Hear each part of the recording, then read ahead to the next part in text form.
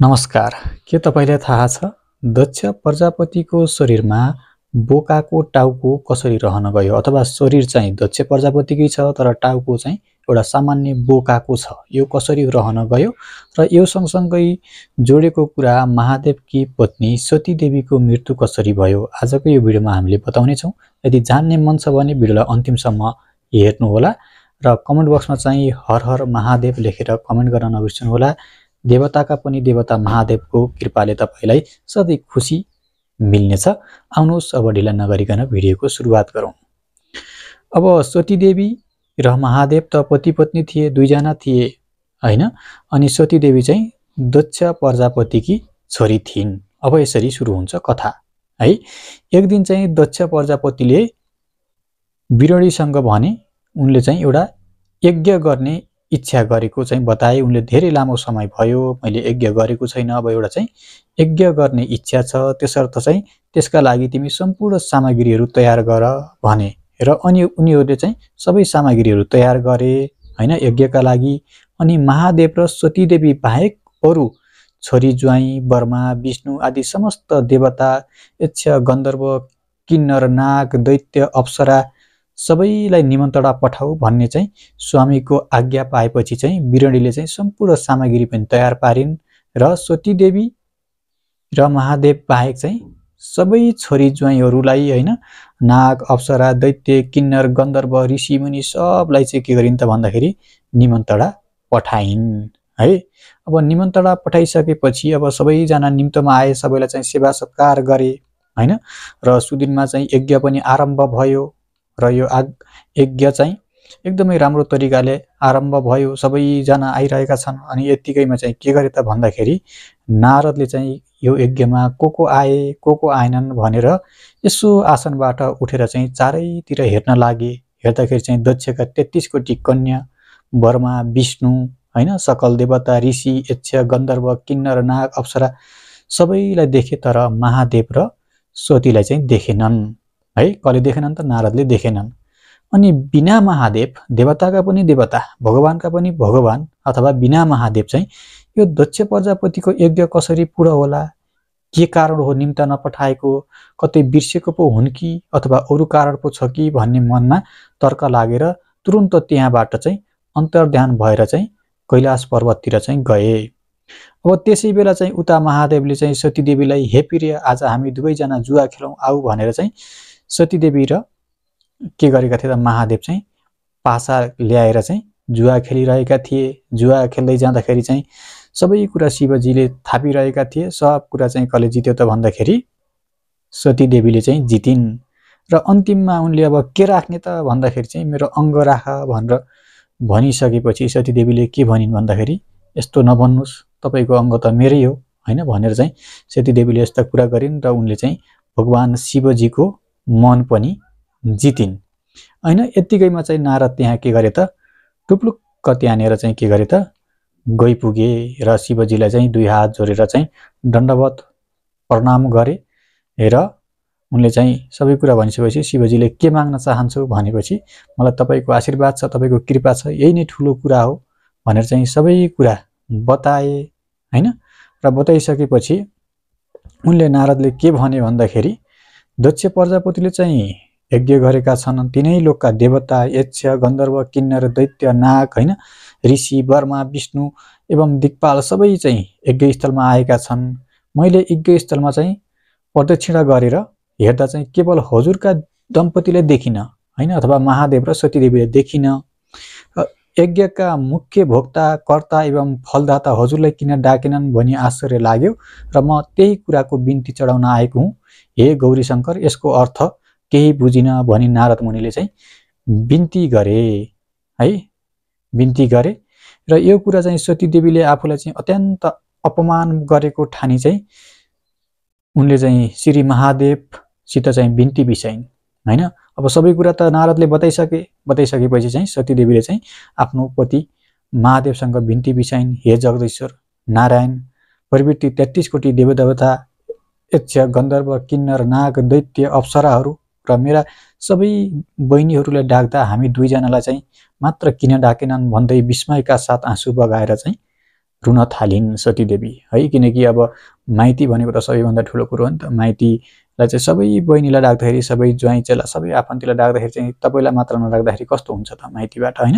अनि तिनलाई चाहिँ के भयो त एकदमै नराम्रो लागेर चाहिँ एकदम विस्मातका साथ चाहिँ रुन थालिन् मलिन मुख लिएर। अनि शिवजीले चाहिँ हे प्रिय तिमी दुःख नमान, किनभने तिमी नरुचाएकी छोरी हौ, म मन नपरेको ज्वाइँ हुँ, डाकेनन् त के भयो। यसमा चाहिँ यस कुरामा चाहिँ तिमीले आफ्नो अपमान मान्नु पर्दैन, तिम्रो लागि म छँदैछु भनेर चाहिँ उनले चाहिँ सबै कुरा भने। हाम्रो चाहिँ यज्ञमा गएर हामीले चाहिँ के पाउनु छ र नगए के होला भनी धेरै प्रकारले पनि सम्झाउँदाखेरि चाहिँ के गरिन् त भन्दाखेरि उनले चाहिँ सतीदेवीले मानिनन् र एकपटक भए पनि म हेरेर मात्र आउँछु भनेर बहुतै जिद्दी गरेर महादेवको चरणमा परेर हैन उनले चाहिँ एकदमै जिद्दी हट गरेर चाहिँ उनले के गरिन् त भन्दाखेरि नारदसँगै चाहिँ के गरिन् त उनी कैलाशबाट चाहिँ प्रस्थान गरिन् यज्ञ हेर्नका लागि। पिताको यज्ञस्थलमा पुगेर आधार साथ माता पितालाई ढोग्दी साह्रै चित्त दुखाई आँखाबाट आँसुधारा बगाई मङ्गल वचनले भनिन् हैन, हे माता हे पिता, हजुरले गर्न लागेको यस्तो ठुलो यज्ञमा पनि मलाई किन सूचना दिनु भएन? के म हजुरको छोरी होइन र? मैले के अपराध गरेँ अथवा मेरा स्वामीले हजुरको के बिगारिदिनु भयो? आज्ञा होस् भनेर भनेपछि विष्णु प्रवृत्ति 33 कोटी देवदेवता, यक्ष, गन्धर्व, किन्नर, दैत्य, नाग, अप्सरा, ऋषिमुनि, सम्पूर्ण दिक्पाल हैन स्त्री पुरुष सबैलाई डाकेर चाहिँ हामी दुईजना मात्र किन डाक्नु भएन? फेरि यज्ञका कर्ता धर्ता महादेव नै हुनुहुन्छ, उनी बिना हजुरको यो यज्ञ कसरी पूर्ण होला? यज्ञको फल दिने उहाँ नै होइबक्सिन्छ, देवताका पनि देवता शिव नै होइबक्सिन्छ, फेरि सृष्टिकर्ता पनि उहाँ नै होइबक्सिनुहुन्छ। अनि महादेव बिना गरेको यज्ञ निष्फल हुन्छ। यज्ञकर्ता नभएको यस्तो अशुद्ध यज्ञ किन आरम्भ गर्नुभयो? यसले हजुरहरूको कदापि जय हुँदैन। श्री महादेवलाई तुरुन्त डाक्न पठाउनुहोस्, अनि मात्र यज्ञको उद्देश्य सफल भई इच्छित फल जुन चाहिँ चिताएर यज्ञ गरिएको छ त्यो प्राप्त हुन्छ। हे पिता, शङ्करलाई असङ्कर गरी थाल्नु भएको यो यज्ञ शङ्कर नभइकन पनि पूर्ण हुन्छ र? भनेर यस्ता प्रश्नहरू गरेर उनले चाहिँ तुरुन्तै उनले के गरिन् त महादेवलाई डाक्न बोलाइन् र अनि यो ब्रह्माण्डमा चाहिँ दुई शङ्कर छन्, यदि छन् भने मलाई आज्ञा होस् हैन, शङ्कर बिना चाहिँ यो कुनै पनि एक हालतमा चाहिँ यो यज्ञ चाहिँ सफल हुँदैन, पूर्ण हुँदैन, मेरो स्वामीलाई किन नडाकेको भनेर भन्दाखेरि चाहिँ है उनले के भनिन् त भन्दाखेरि दक्ष प्रजापतिले के भन्न लागे त भन्दाखेरि हे पुत्री, त मनमा दुःख नमान, तेरो पति भोलेनाथ यो यज्ञमा डाक्न योग्य छैन, किनकि 33 कोटी देवी देवता, यक्ष, गन्धर्व, नाग आदि अनेक रङ बिरङ्गका वस्त्र मणिहरू पहिरिएर हैन अपूर्व गहनाहरू सज्जित भई श्रीखण्ड आदि सुगन्धित वस्तु लेपन गरी अनेक थरीका मङ्गल यात्रा गरी गन्धर्वद्वारा गीत र अप्सराहरूको नाच आदिले शोभित भएको यज्ञमा देख्दै घिनलाग्दो महादेवलाई कसरी डाक्ने? हे सती, तेरो स्वामीको ढङ्ग के छ र? देहमा खरानी कसी, कम्मरमा चाहिँ है बाघको छाला बाँधी, हात्तीको छाला ओढी, विष भाङ दतुरो खाई, राता राता आँखा पारी, जस्तो मन लाग्यो उस्तै नाची, सर्पको गहना लगाउने, अनि जटाको मुकुट कस्ने, अनि मुण्डमाला पहिरी, दायाँ हातले डम्मुरु बजाई, बायाँ हातले त्रिशूल समाई, भूत प्रेत आदि अघि पछि लगाई, दिगम्बर बतवाला जस्तै जहाँ पायो त्यही पाउ राखी लाज नमानी हिँड्ने। यस यज्ञमा हे देवकन्या, नागकन्या, गन्धर्व कन्या र तेरा सबै बहिनीहरू तथा 33 कोटी देवी देवताहरूले शोभावान भएको यस्तो पवित्र यज्ञ स्थलमा त्यस्तो देख्दै अशोभा हुने र घिनलाग्दो तेरो स्वामीलाई कसरी डाकु भनी मैले नडाकेको हो भनेर सतीदेवीका पिता अथवा बुवा हैन दक्ष प्रजापतिले भने। अनि फेरि तँलाई मात्र डाकु भने ऊ पनि पछि लागेर आउला भनी तँलाई पनि डाक्न सकिन, त दुःख नमान, फेरि तैँले हाम्रो सेवा पनि गरेकी होस्, अपराध पनि केही गरेकी छैनस्, तेरो स्वामी यस्तो गतिको हुनाले नडाकेको हो भनेर चाहिँ भने है। तेरो स्वामी बहुला हो भनेर यस्ता यस्ता आरोपहरू लगाए। अनेक खालका चाहिँ उनको चाहिँ के गरे त आलोचना मात्र गरे, उनको चाहिँ तृष्णा मात्र गरे हैन। यसरी चाहिँ भनेपछि त्यो महादेव कहाँको देवता हो, त्यसलाई नडाकेर मेरो यज्ञ चाहिँ कसरी अपूर्ण हुन्छ हैन?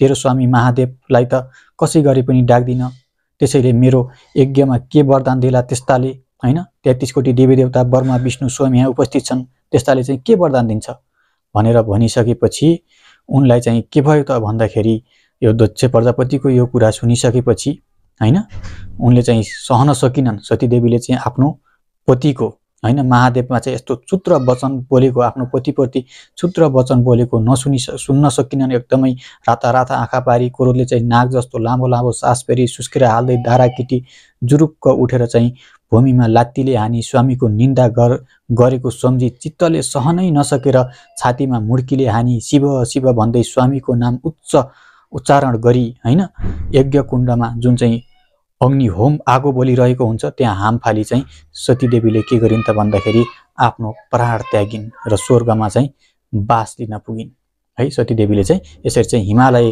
पर्वतकी श्री मेनकाको गर्भमा चाहिँ बास लिन पुगिन्। त्यहाँबाट चाहिँ आफ्नो पतिदेवमाथि गरेको निन्दाका कारण चाहिँ आफ्नो प्राण त्याग गरिन्। त्यही यज्ञमा जहाँ चाहिँ दक्ष प्रजापतिले यज्ञ लगाएको थिए त्यहाँ कुण्डमा चाहिँ हाम फालेर के गरिन् त आफ्नो प्राण त्याग गरिन् है। सतीदेवीको चाहिँ यसरी प्राण त्याग गरेकी थिइन् हैन। अब यसरी चाहिँ सतीदेवीले प्राण त्याग गरेको देखेपछि देवता यक्ष गन्धर्व किन्नर नाग दैत्य ऋषिमुनि सबैले ओहो साह्रै अनर्थ भयो भन्दै आश्चर्य माने सबै। अनि उसै बेला चाहिँ आकाशमक रूपमा चाहिँ आँधी चलेर धुलो उडी सारा आकाश ढाक्यो। हावा पनि विपरीत चल्न थाल्यो। बिना बादल नै हैन बादल नै नलागिकन आकाश गर्जिन थाल्यो। यज्ञमा चाहिँ उपस्थित भएका सबै देवता यक्ष गन्धर्व किन्नर दैत्य नागहरू धुलो उडेर आँखाभरि हेर्न पनि असमर्थ हुने गरी चाहिँ आँखाभरि पर्यो र वायुको वेगमा अडिन नसकी भूमिमा कहीँ पल्टिएका छन् हैन। वायुको त्यो उग्र वेगले कतिलाई उडाएर लग्यो, कति चाहिँ त्यही जमिनमै पछारिए, कति रुने कराउने हुन लागे। अनि त्यही हुरीमा परेर कतिको हात भाँचियो, कतिको खुट्टा मर्कियो, कतिले चाहिँ भूमिमा टाउको टेक्न पुगे, कति चाहिँ मुख भुइँमा घोप्टिएर माटो खान लागे। उठ्न असमर्थ भएकाहरू जति रुन कराउन थाले, कतिले रक्षा गर मरे बाबा बचाओ भन्दै यस्तै प्रकारले चाहिँ विभिन्न तरिकाले चाहिँ चिच्याउन थाले हैन।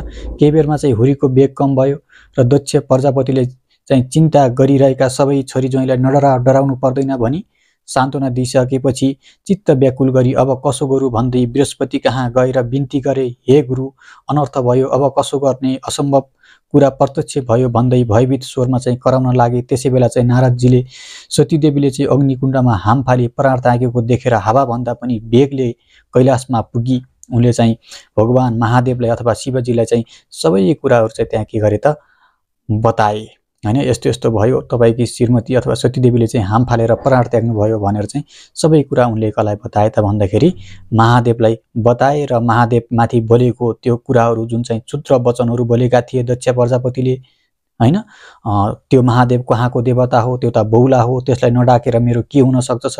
मेरा 33 कोटी देवता छोरी ज्वाइँ ब्रह्मा विष्णु आदि छँदैछन्, कस्तै भए पनि म त्यसलाई डाक्दिनँ भनेर यति दुर्वचन बोलेको कुराहरू चाहिँ सबै कुराहरू चाहिँ सुन्न नसकेर चाहिँ सतीदेवीले चाहिँ यसरी प्राण त्याग्नु भयो भनेर चाहिँ सबै कुरा चाहिँ नारदले चाहिँ कसलाई बताए त भन्दाखेरि भगवान शिवजीलाई अथवा महादेवलाई चाहिँ बताए। अब नारदजीको सबै कुराहरू सुनेपछि ध्यान दृष्टिले विचार गरेर शिवजीले चाहिँ हेर्दाखेरि चाहिँ अब सबै कुराहरू हेर्नुभयो। हेरेपछि सबै कुरा चाहिँ छर्लङ्ग देखिसकेपछि अत्यन्तै क्रोधले चाहिँ भगवान शिवको तेस्रो नेत्र हैन, तीनै नेत्रबाट चाहिँ अग्निज्वाला निकाली दारा किटी पाखुरा निमठी चाहिँ नारदजीको सामुन्ने नै भन्नुभयो, हे मुने 33 कोटी देवताले रक्षा गरिएको पापिष्ट दक्षको विनाश नगरी छोड्दिन, अब तिमी आफ्नो आश्रममा जाऊ भनेर बिदा दिनुभयो। र नारदजी श्री महादेवलाई चाहिँ दण्डवत प्रणाम गरेर आफ्नो चाहिँ धाममा गए। र नारदजी गएपछि शिवजीले सतीदेवीलाई सम्झेर रिसले तिनै नेत्रबाट अग्निका ज्वालाहरू निकाली हैन, शिखाबाट एउटा जटा झिकेर भूमिमा पछारेर त्यस मेघगर्जे जस्तै चर्को आवाजमा चाहिँ भयङ्कर रूपमा चाहिँ गर्जिन थालेर उनले चाहिँ भूत प्रेत पिचास सहित चाहिँ महाकाली उत्पन्न भई, कस्ती महाकाली भने डरलाग्दी एकदमै लामा लामा दारा भएकी, आकाश जस्तै पेट भएकी, एकदमै बाक्को छाला कम्मरमा भेरेकी एकदमै महाकाली उत्पन्न गरी बिन्ती गरी भने।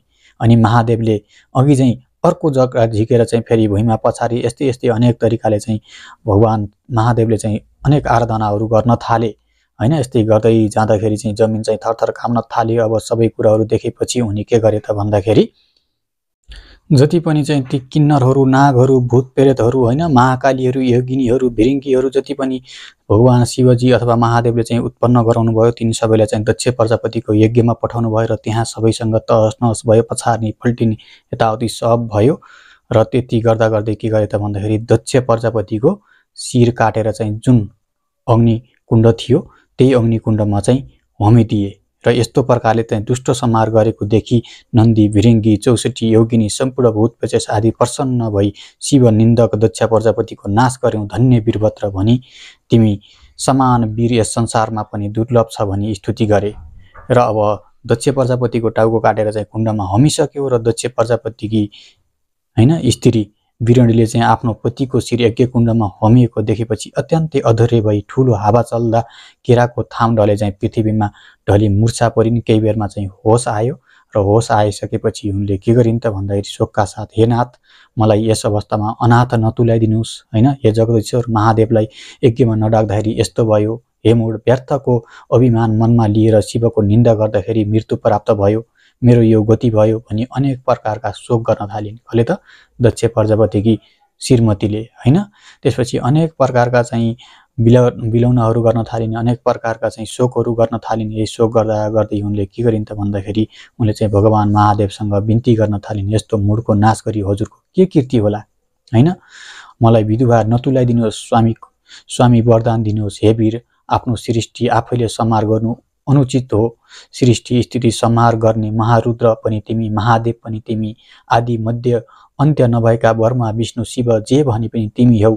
हे भक्त वत्सल, हे मेरो मुख हेरी स्वामीको सबै अपराधको क्षमा गरिदिनुहोस् र मलाई चाहिँ मेरो स्वामी फेरि पनि दिनुहोस् अथवा उहाँलाई चाहिँ जीवित तुल्याइदिनुहोस् भनेर चाहिँ अनेक प्रकारका चाहिँ के गरिन् त भन्दाखेरि उनले चाहिँ अनेक प्रकारका चाहिँ शोकहरू गरिसकेपछि हैन, हे वीरभद्र, दक्ष प्रजापतिले चाहिँ जीवनदान दिनुहोस् भनेर चाहिँ अनेक प्रकारका चाहिँ शोकहरू गरिसकेपछि भगवान शिवजीको मनमा चाहिँ के आयो त भन्दाखेरि करुणा उत्पन्न भयो अथवा दया जाग्यो हैन। दया जागिसकेपछि अनि भगवान शिवजीले भन्नुभयो, अब तिम्रो श्रीमानलाई चाहिँ म अथवा दक्ष प्रजापतिलाई चाहिँ जोगाइदिन त सक्छु हैन, अथवा बिउजाइदिन त सक्छु, बिउताइदिन त सक्छु, तर उसको शिर त मैले अग्निकुण्डमा हमिदिएँ, उ त जलिसक्यो, खरानी भइसक्यो भनेर चाहिँ उनले के गरे त भन्दाखेरि उनको शरीरमा बोकाको शिर राखेर उसलाई चाहिँ के गरे त भन्दाखेरि दक्ष प्रजापतिको चाहिँ शरीरमा चाहिँ बोकाको शिर राखे अथवा बोकाको टाउको राखेर चाहिँ दक्ष प्रजापतिलाई के गरिदियो त भन्दाखेरि जीवित पारिदिए। र यसरी चाहिँ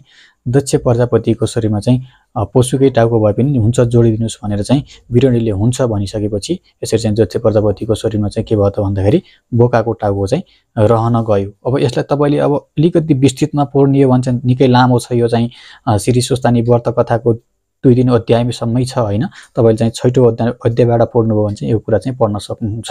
हस्त यो कथा कस्तो लाग्यो कृपया कमेन्ट गर्नु होला, कमेन्ट बक्समा चाहिँ हर हर महादेव लेखेर कमेन्ट गर्नु होला। र मैले अर्को भिडियोमा चाहिँ सती देवीको विवाह चाहिँ महादेवसँग कसरी भएको थियो त्यो लिने इच्छा गरेको छु। तपाई सुन्न रेडी हुनुहुन्छ भने कमेन्ट बक्समा चाहिँ ओके लेखेर कमेन्ट गर्न नबिर्सनु होला। हस्त अर्को भिडियोको साथमा फेरि आउनेछु। अहिले बिदा हुन्छु। नमस्ते।